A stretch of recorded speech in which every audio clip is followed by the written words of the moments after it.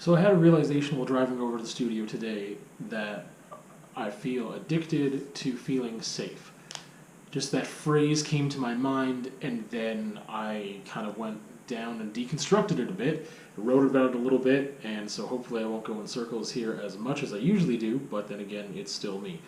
So, when I started thinking about that phrase of it being addicted to feeling safe, it means a couple things right off the bat.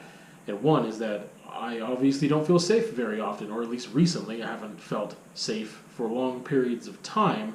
So when I do feel safe, I want to hold on to that as much as possible, which makes sense.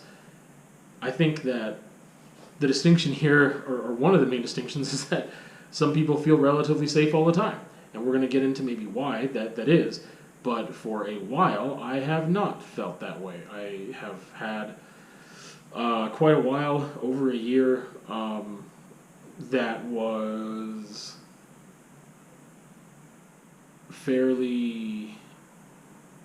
My environment was just incredibly...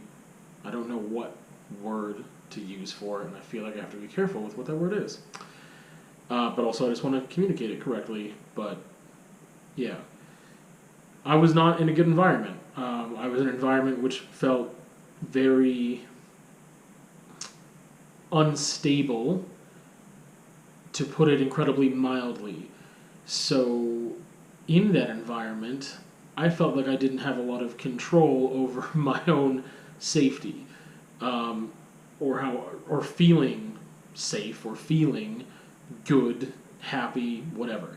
Now, I need to get off into the weeds a little bit, of course, because there's this whole notion of, like, can you control how you feel? Like, can other people control how you feel, or do you control how you feel? And I think that it's really difficult sometimes to... Either way is really difficult. Either side of the argument becomes difficult, because, like, you can say something to someone and they don't have to feel a certain way about it. It depends on who they are and your relationship to that person, but also, like, it just depends on that person too. But I mean, if you say something or do something with intent to make someone feel a certain way, then most likely they will. But even when you don't have the intent to make someone feel a certain way, they may feel a certain way. But whose responsibility is that feeling? And that's a whole other topic that I don't know if I'll ever get into. But it's a weird kind of circular and interesting thing to think about. So anyway, because of my environment, I stayed committed to my environment for much too long, and that's on me, and that's my responsibility. But I stayed committed to that environment, and it was incredibly unstable, and I felt really not good a lot of the time. And to bring it back to the title, I felt very unsafe a lot of the time. And because of that, coming out of that environment, part of me feeling unsafe is feeling unsafe within myself. Where for a while I usually felt pretty okay with myself. I mean, there's been different times in my life where I didn't feel super okay with myself, but generally I felt pretty okay with myself. And then in that environment and with the happenings there, I began to feel incredibly unsafe with myself towards the latter part of being in that scenario, and then since leaving that scenario, which is part of me deconstructing this whole thing of it being addicted to feeling safe. And I think part of that is coming up, again, only part of it, is coming up because of re-exploring alcohol. So, exploring alcohol again after taking like over a decade of not drinking a drop. I've been exploring alcohol for like the past 4 years or so. 3-4 years, very slowly.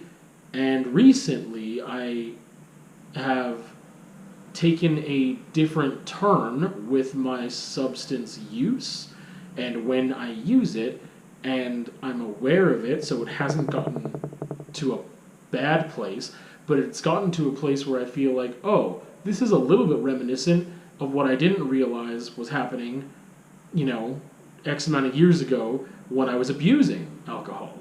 And when I realized that, I stopped. Like, very shortly after, I realized that I was becoming dependent on that as a negative coping mechanism.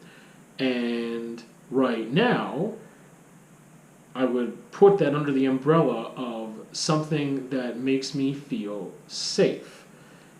And to kind of expound on that a little bit, because it does relate to other things too. So, something can make me feel safe because it takes me out of my head. It takes me out of sometimes my negative emotions, or my overanalyzing things, or just it takes me out of my anxiety and stress. Therefore, it feels good and it feels safe because I'm not feeling those really bad feelings. And sometimes those feelings are incredibly close to the chest, and it just doesn't, it feels really, really bad. It feels like doom. It feels sometimes like I'm going to die. Like, sometimes my anxiety gets to that point. So to not feel that feels pretty damn good, because I've been feeling it for a long time. Whereas, it used to be more of a rarity to feel that much stress and anxiety and badness. Then it became a regularity and became part of my norm. And that was a problem. So I feel like when I did something, or when I was in a situation or whatever where I felt some reprieve, it got incredible. Like, it's addicting. It's a weird thing to say that being safe feels addicting, but I mean, like, it became something I wanted to desperately hold on to because it was not my norm anymore. It was not my default place. It was a rare place, and it was a fleeting experience to feel safe. So why wouldn't I want to hold on to that? Because it's a good thing, and sometimes it's a purely positive thing. But here's the difference, I guess. So for something like alcohol, you can obviously abuse that. I'm like pointing at something that you can't see. You could obviously abuse that. You could. I don't think there's any way to use it in this case that wouldn't be abusing it. Like, if I was using alcohol to just feel differently than I feel, to take me out of this negative space, that would be abusing it. And that would be part of this being addicted to feeling safe. I mean, it could be like driving really fast with the windows down. Like, driving really fast isn't the safest thing, but like, it's for a few moments I can forget maybe what I'm feeling, and therefore feel good, therefore feel safe while doing something unsafe. But then there are times where maybe you're spending time with somebody, and if you're spending time with someone that makes you feel good, you might want to spend more time with them. Why wouldn't you, right? Like, if you can push away the negativity, if you can push away, and I want to be clear here, I'm not talking about pushing away responsibilities and negative emotions that you need to deal with. I just don't know how to, again, this goes back to things I've been saying a lot this past year, is like sitting in sadness is not something I do well. I talked about it a couple of years ago for the first time, and it's been a reoccurring thing the past 6 months especially, of like, I don't know how to do it well. I'm trying to work through sadness and letting it happen. But I mean, sometimes it's just like, it's overwhelming, and you need to have some respite, and you need to have a safe way to do that. But again, for me, what I've realized is that I've been in such a bad state for such a consistent amount of time that feeling safe and feeling good and calm and peace and whatever else is not the norm. It is not my default. It is like a really, really, really, really good feeling because I haven't felt it in certain ways for a very long time.